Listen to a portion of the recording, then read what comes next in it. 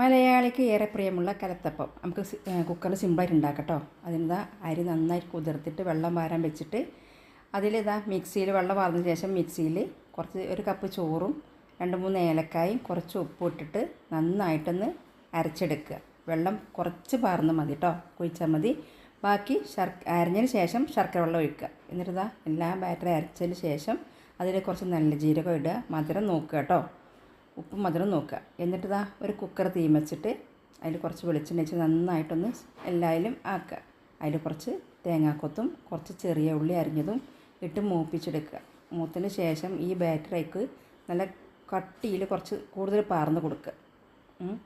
എന്നിട്ട് അതിൽ മുകളിൽ കുറച്ച് തേങ്ങാക്കൊത്തും കുറച്ച് ഉള്ളിയും കൂടി പെതറി ഇടുക. എന്നിട്ടിതാ അതിൻ്റെ വിസിൽ ഊരി വെച്ചതിൻ്റെ ശേഷം നന്നായിട്ട് മൂടി വെക്കുക. 2-3 മിനിറ്റ് മൂടി വെച്ചതിന് ശേഷം സിമ്മിലിട്ട്